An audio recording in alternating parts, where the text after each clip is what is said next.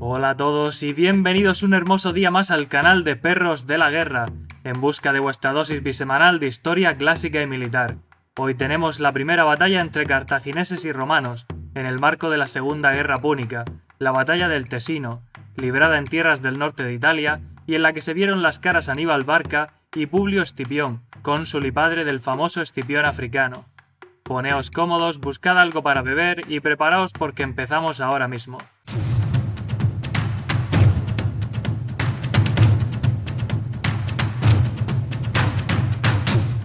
Retomando la narración donde la habíamos dejado, Polibio nos dice que más o menos al mismo tiempo que Aníbal hacía su entrada en Italia, Publio desembarcó en la ciudad de Pisa. Este cálculo ha traído de cabeza a más de un historiador, porque es claramente incorrecto. Polibio, a la fuerza, no se refiere al desembarco en Pisa, sino a la reunión de Publio con las legiones que los pretores Lucio Manlio y Cayo Atilio comandaban en el área de Cremona y Plasencia. Tito Livio dice que Publio llegó a tiempo de interponerse en el paso de Aníbal, lo que refuerza la idea de que Polibio se expresó mal y de que la llegada de los dos comandantes a la región debió de ser por las mismas fechas. Echemos un vistazo a la cronología para ver si con esta corrección la narración cuadra. En total, desde el choque de las caballerías cartaginesa y romana, junto al Ródano, Aníbal tardó 33 días en llegar a Italia. Descomponiendo el viaje de Publio, todo en cifras aproximadas, el cómputo sería el siguiente: 4 días para el regreso de la caballería, tras observar el campamento cartaginés. Podrían haberlo hecho en 3, pero después del combate y la persecución, en algún punto tendrían que haber descansado y bajado el ritmo. 3 días para que el ejército de Publio alcanzase el campamento abandonado por su enemigo. 3 días para volver a la costa. 1 día para el traspaso de poderes entre Cneo y Publio, y para los preparativos de sus respectivos viajes a la península y a Italia. Entre 5 y 7 días por mar desde Masalia hasta Pisa, teniendo en cuenta que a la ida habían tardado 5 y que por mar todo dependía de los vientos. Y finalmente, podemos considerar unos 12 días desde ahí hasta Plasencia, siguiendo la ruta Pisa-Pistoria-Bolonia propuesta por Gaetano de Santis. En total, salen entre 28 y 30 días, que está lo bastante cerca de 33 como para concederle ese más o menos a Polibio. La condición de los cartagineses al alcanzar Italia era deplorable. No solo estaban cansados, sucios y demacrados tras el largo ascenso, las batallas y el peligroso descenso, sino que además habían pasado hambre, y las fuentes nos dicen que su aspecto se parecía más al de las bestias que al de los hombres. La escasez de comida durante el viaje se explica por las bajas que sufrió su caravana de animales, que se llevó la peor parte en todos los incidentes de la expedición. Además de la pérdida de las provisiones que cargaban en el momento de su muerte o su desaparición, está el factor aún más grave de la reducción de capacidad de transporte, ya que de eso dependía el sustento diario. En cuanto a la referencia a que su aspecto era similar al de las bestias, siempre me ha parecido que tenía mucho que ver con la barba y el pelo largo. En especial, el tema del vello facial en el mundo romano, con la salvedad de los griegos, estaba reservado a sus vecinos bárbaros, y por lo general, para ellos un rostro afeitado era indicativo de persona civilizada. Claro está que en los Alpes, a finales de octubre, a 2000 metros de altitud y con nieve, dejarse crecer la barba y el pelo podría haber ayudado a protegerse un poco del frío. Pero dejando el cuidado estético a un lado, que este no es un canal de belleza, lo primero que hizo Aníbal fue conceder unos días a sus soldados para que se recuperasen de las penurias del viaje. Después tuvo que atender el problema de los taurinos, que estaban en guerra con los ínsubres precisamente por la desconfianza que les generaba la presencia de los cartagineses en la región. En este vídeo vais a ver que les llamo ínsubres y no insubres, porque descubrí el otro día que así es como se ha llevado al castellano, por algún criterio random de esos que tanto abundan en nuestra lengua. Pero bueno, fijaos cómo este punto respalda la teoría de la ruta del pequeño San Bernardo. Si Aníbal hubiera llegado por la del Col de Montgenèvre o el Col de Clapiers, los cartagineses estarían donde los veis ahora en el mapa, los taurinos cerrando la entrada a Italia y los ínsubres al noreste. Si los taurinos no estaban contentos con la presencia de los cartagineses, ¿por qué no se enfrentaron a ellos primero en lugar de declarar la guerra a los ínsubres? Los tenían atrapados delante de sus narices y además débiles después del viaje. En el supuesto del Col de la Traversette, el problema es similar. Si los cartagineses estaban al sur, ¿por qué los taurinos la tomaban con los ínsubres? Hubiera tenido más sentido atacar a los africanos mientras reponían fuerzas antes que enemistarse con sus vecinos. En cambio, siguiendo la teoría del pequeño San Bernardo y la narración de Polibio, sí que resulta lógico que los taurinos entrasen en guerra con los ínsubres, ya que los cartagineses estaban con ellos. De todas formas, Aníbal no tenía previsto luchar contra nadie que no fueran los romanos, así que intentó llegar a un acuerdo con los taurinos mostrándoles abiertamente que venía en son de paz y que su enemigo común era Roma. Pero cuando los taurinos rechazaron sus ofrecimientos, marchó sin dudarlo hacia su capital y acampó en las proximidades. Tras 3 días de asedio, Taurasia cayó y el general cartaginés masacró a sus habitantes, inspirando terror en otras tribus vecinas que inmediatamente se rindieron ante él. Vamos a hacer un paréntesis ahora para hablar de lo que estaba sucediendo mientras tanto en el Mediterráneo, ya que alguno puede preguntarse qué hacía el otro cónsul, Tiberio Sempronio, con la mayor parte de la flota romana atracada en Sicilia. Aquí nuestra única fuente es Tito Livio, y nos cuenta que en verano, antes de la llegada del cónsul, los cartagineses habían enviado 20 quinquerremes con 1000 soldados para hostigar a los romanos, 9 a Lipara, 8 a Vulcano y otros 3 que fueron arrastrados por la corriente hasta el estrecho de Mesina. A estos últimos los avistó Hierón II, rey de Siracusa, que estaba precisamente en Mesina esperando la llegada del nuevo cónsul romano. Desde allí envió a 12 galeras para interceptar al enemigo.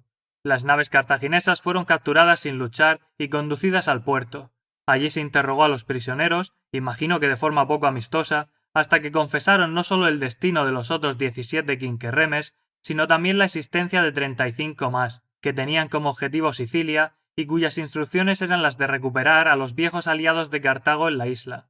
En total, los cartagineses habían enviado 55 quinquerremes para esta misión, lo que está por encima tanto del número de naves que Asdrúbal tenía operativas en Hispania, 32, como del total incluyendo la reserva, 50. La única explicación posible es que algunas de ellas, o todas, procediesen de Cartago y no de la península.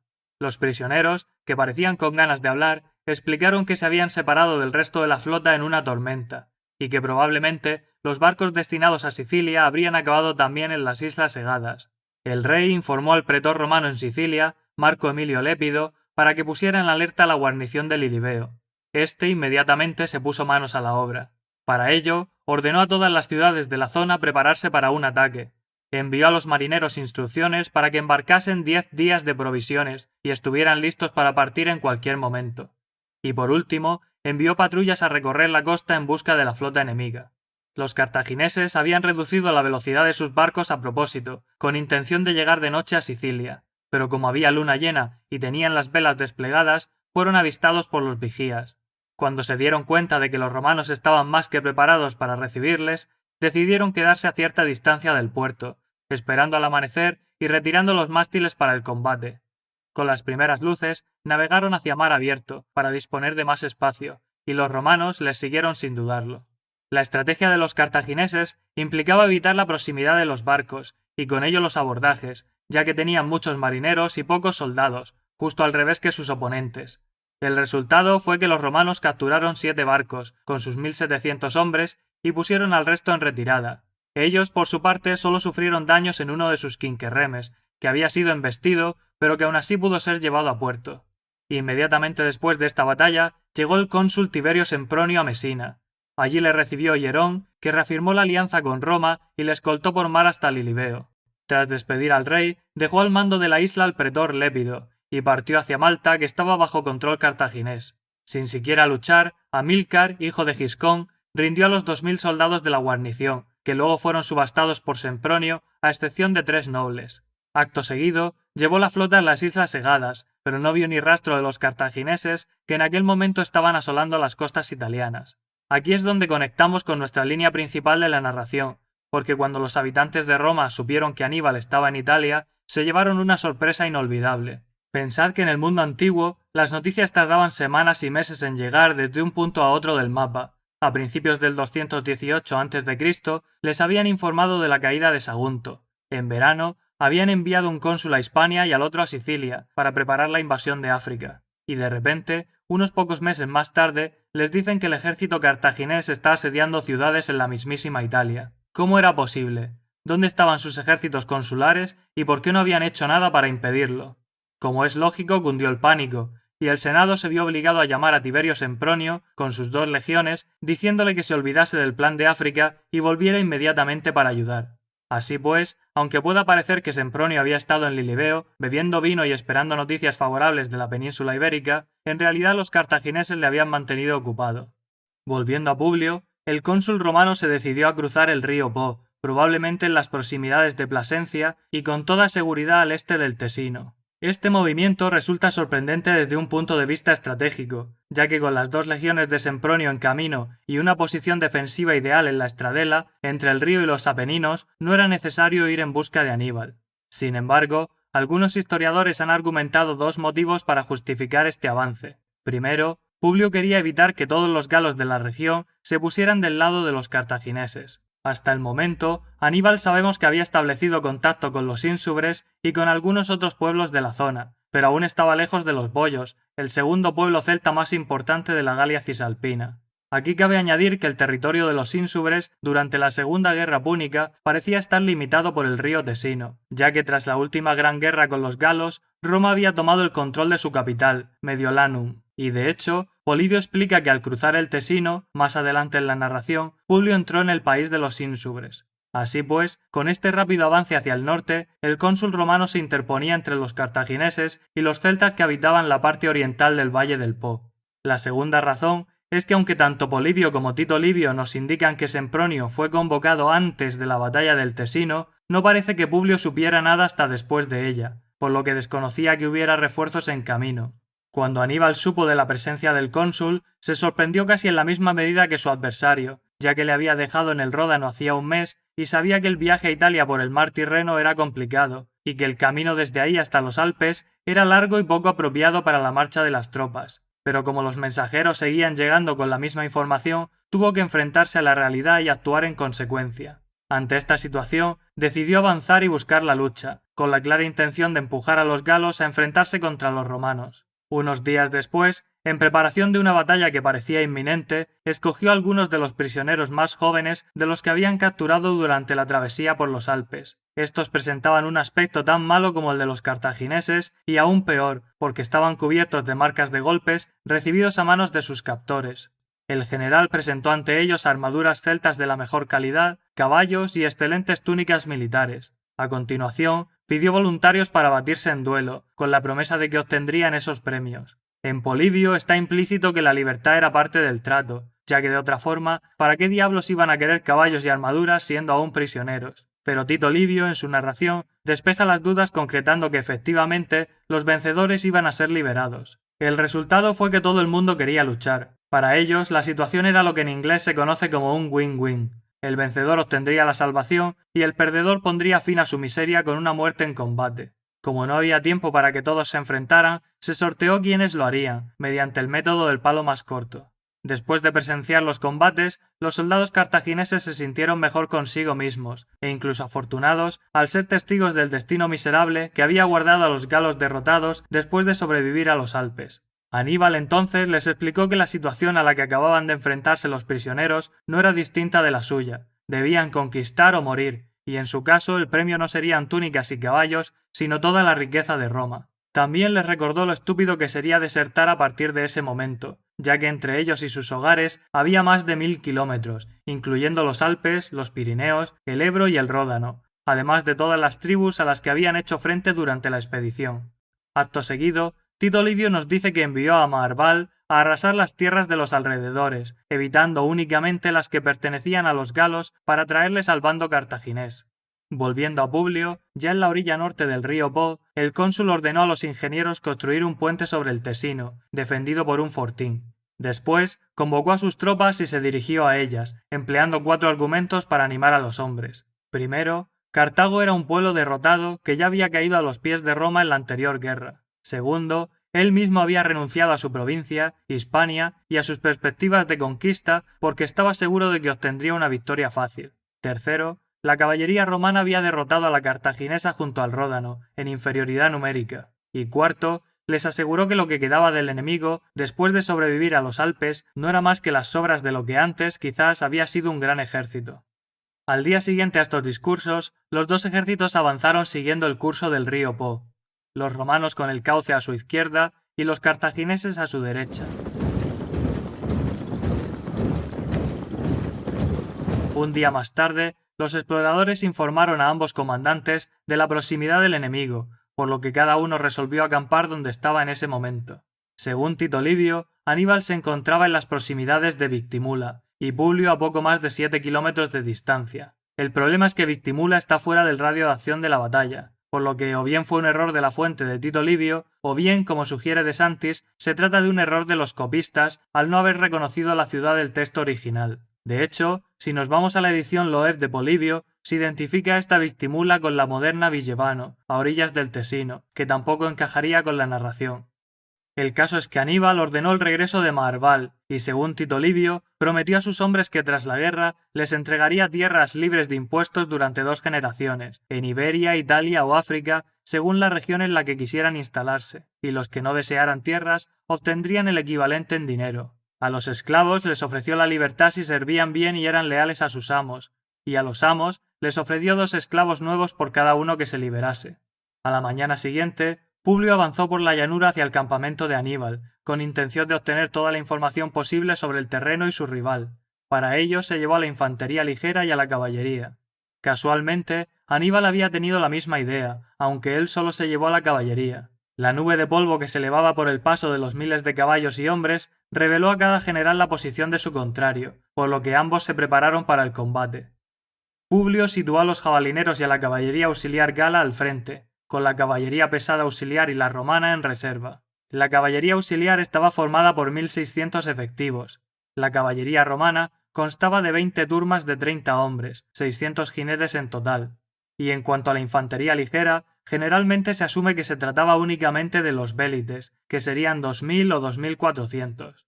Teóricamente, una legión de esta época contaba con 4.200 soldados, 1.200 astati, 1.200 príncipes, 600 triari y el resto vélites. Pero en la guerra con Cartago, tanto Tito Livio como Polibio hablan una y otra vez de legiones de 4.000 hombres. Podría ser un redondeo, pero cuando se reúnen, por ejemplo, 6 legiones, siguen hablando de 24.000 en lugar de 25.000 o 25.200. Por ese motivo, es posible que hubiera 1.000 vélites en lugar de 1.200, ya que es la única unidad sin subdivisiones y que Polibio deja abierta una cantidad diferente. Aníbal formó a la caballería pesada y a la caballería ligera con bridas en el centro, y a los flancos situó a los jinetes númidas, con instrucciones de ejecutar una maniobra envolvente. Del lado cartaginés tendríamos a 6.000 jinetes en total, aunque una vez más desconocemos cómo se repartían por nacionalidades o tipología. Los 2 contingentes se aproximaron a gran velocidad, y en este punto, por el hecho de que los romanos hubieran situado delante a sus unidades ligeras, entendemos que su pensamiento era el de un hostigamiento mutuo. Es decir, esperaban que ambos grupos se detuvieran, intercambiaran jabalinas y dardos durante unos minutos para medir sus fuerzas y luego cada uno regresara a su campamento, una práctica bastante habitual en este tipo de encuentros. Sin embargo, enseguida descubrieron que los cartagineses tenían otra cosa en mente, porque los vélites romanos no tuvieron tiempo de lanzar ni una sola andanada de proyectiles. Al no ver ninguna muestra de deceleración en el adversario, se vieron obligados a retirarse a toda velocidad, para evitar ser aplastados por aliados y enemigos. El choque estuvo igualado, y al prolongarse en el tiempo, muchos de los jinetes desmontaron para poder luchar mejor. Cuando los númidas completaron su maniobra y atacaron a los romanos por la retaguardia, pasaron primero por encima de la infantería ligera que se había quedado sin protección. Después atacaron a la caballería romana, que había sufrido ya importantes pérdidas, pero que también había causado aún más bajas en el bando enemigo, lo que sería una prueba, ahora sí, en un enfrentamiento igualado de caballería pesada contra caballería pesada, de que efectivamente la de los romanos y sus aliados como mínimo estaba a la altura de la cartaginesa en el cuerpo a cuerpo. Pese a su aguante inicial, al verse rodeados, los jinetes de Publio huyeron y se dispersaron por los campos, a excepción de unos cuantos que se reunieron alrededor del cónsul herido y le escoltaron de vuelta al campamento. Según Tito Livio, que difiere en este punto, los que se dispersaron por los campos fueron los vélites. La caballería, al parecer, se retiró ordenadamente con el cónsul herido.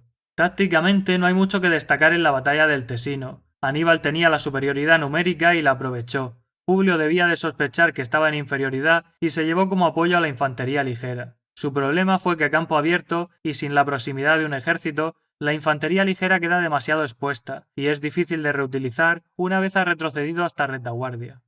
Ahora vamos a hablar de uno de los hechos más reseñables de la batalla, y es precisamente el asunto de quién y cómo salvó al cónsul de morir a manos de los cartagineses. Según se cuenta, el mérito se atribuye a su hijo, de nombre también Publio Cornelio Escipión y más tarde conocido como el Africano.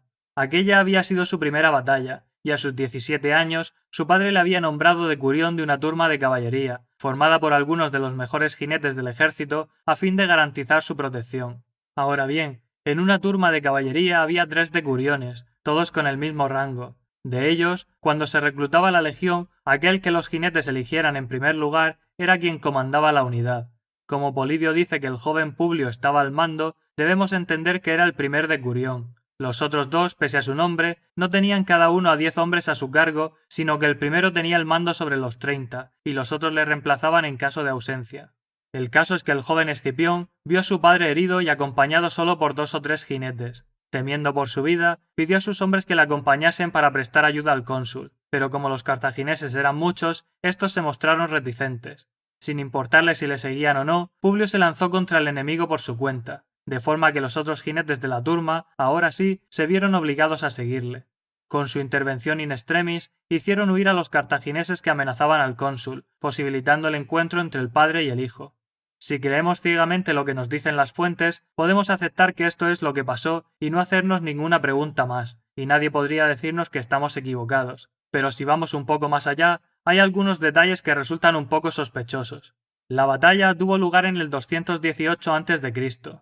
Polibio escribió durante la segunda mitad del siglo II a.C., Tito Livio a finales del 1 a.C., Valerio Máximo en el siglo I, Lucio Floro entre el siglo I y el II, Paulo Orosio entre el 4 y el 5, y Juan Zonaras entre el 11 y el 12.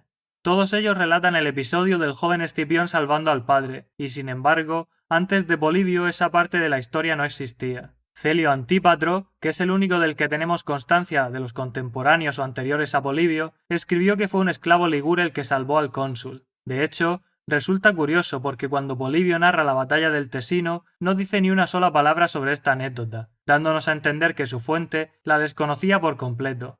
Pero 7 libros más tarde, hablando de Escipión el africano, relata el suceso con todo detalle, y además nos indica quién se lo contó a él, ni más ni menos que Cayo Lelio, la mano derecha del propio Escipión. Si Polibio fue el primero en dejar constancia de esta anécdota y los que le sucedieron le usaron a él como fuente, la veracidad de la misma queda sujeta al testimonio de Cayo Lelio, que por aquel entonces tenía alrededor de 70 años. La pregunta que nos hacemos es la siguiente. Si el gran Escipión el africano salvó a su padre con un gesto de valentía digno de la mejor novela de acción, ¿por qué ningún historiador lo mencionó hasta que Polibio habló con Cayo Lelio? ¿Por qué la versión de Celio atribuía el mérito a un esclavo ligur? No pudo ser el desconocimiento del ejército o del pueblo, ya que Polibio nos dice que al africano le sirvió para ganarse el respeto y la admiración de todos.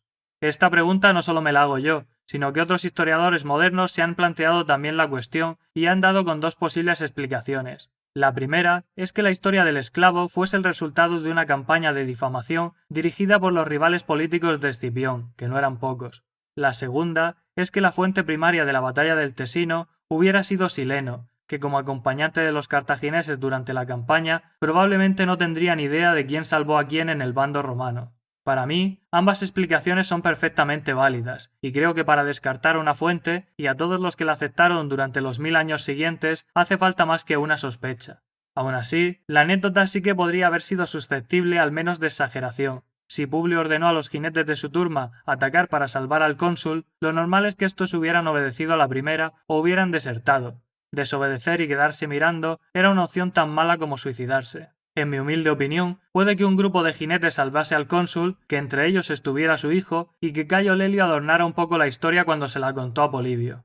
Sea como fuere, lo que importa es que los romanos fueron derrotados. Por si alguien ha visto en algún otro vídeo o artículo que la batalla parece situada en un punto diferente del mapa, la localización cerca de la comuna de Valle Lomelina está respaldada por todos los historiadores a los que he leído, a excepción de Theodore Dodge. Esto incluye a Gromeyer, DeSantis, Waldbank, Hallward, Lazenby y Goldsworth. Un consenso que tampoco sorprende porque las indicaciones de Polibio no presentan dificultades y las de Tito Livio las apoyan en buena medida.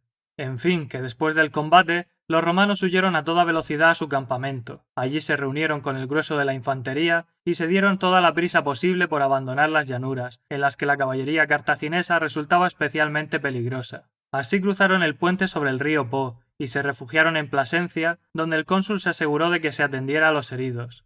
Los cartagineses, en la persecución, llegaron primero al puente sobre el Tesino. Allí se encontraron con que los romanos lo habían dejado impracticable y aparentemente habían asignado a un grupo de 600 hombres estas tareas de desmantelamiento. todos los cuales acabaron hechos prisioneros. Viendo que ya no podía cruzar el Tesino y que Publio se había alejado bastante, Aníbal decidió marchar río arriba, buscando un lugar por el que poder tender otro puente. Tras 2 días de viaje, construyó una pasarela de barcas sobre el Po y ordenó a Asdrúbal que supervisara el cruce. Este Asdrúbal no era ni su cuñado, Asdrúbal el Bello, que ya estaba muerto, ni tampoco su hermano, que se encontraba en Hispania, sino otro Asdrúbal que vuelve a aparecer en la narración, pero que Polibio nunca identifica con alguno de los que conocemos. Mientras tanto, Aníbal se dedicó a atender a los emisarios de los pueblos celtas de la región. Estos, al enterarse de la victoria cartaginesa, habían decidido unirse a su causa, ahora ya no solo aportando provisiones y ayuda logística, sino también tropas. Una vez al otro lado del río, el ejército de Cartago avanzó en busca del enemigo, hacia el este y por la orilla sur del Po. Sobre lo que sucedió después de la batalla, Tito Livio nos ofrece una versión alternativa basada en el historiador clásico Celio Antípatro. Según su narración, el puente ante el que se detuvieron los cartagineses no fue el del río Tesino, sino el del río Po. Allí encontraron a los romanos, todavía desatando las cuerdas de la orilla norte para desanclar la pasarela de barcos que habían usado ellos para cruzar. Al no poder utilizar este puente, Magón y la caballería se lanzaron al río para cruzarlo a nado, mientras los elefantes, colocados en perpendicular desde una orilla hasta la otra, frenaban la fuerza de la corriente. Esta parte es tan surrealista que el propio Tito Livio dice lo siguiente: cualquiera que conozca el río difícilmente se creería esto, ya que es muy improbable que la caballería pudiera haber resistido la corriente. Doy más credibilidad a aquellas autoridades que dicen que llevó a los cartagineses 2 días encontrar un punto por el que poder tender un puente sobre el río. Esas otras autoridades, como alguno ya se habrá dado cuenta, se corresponden con lo dicho por Polibio y con el testimonio que hemos usado nosotros para la reconstrucción. La dramatización de los romanos sacrificándose para desatar los barcos en el último segundo y los cartagineses locos tirándose al río suena más a leyenda que a realidad, pero ahí os lo dejo por si habíais oído hablar de esta anécdota y os ha extrañado no encontrarla en el vídeo. Y bueno, aquí es donde vamos a cerrar el capítulo de hoy. Si os habéis quedado con ganas de más, por la brevedad y la simplicidad de la batalla, o casi más bien escaramuza, la que viene a continuación os va a saber a gloria, porque como habéis visto quizás en el mapa, nuestros protagonistas se encuentran cerca del río Trevia, y allí es donde tuvo lugar el primer enfrentamiento a gran escala. Espero que hayáis disfrutado con el vídeo, por supuesto os animo a que os suscribáis si aún no lo habéis hecho, y os deseo que tengáis un buen día. Un saludo y hasta la próxima.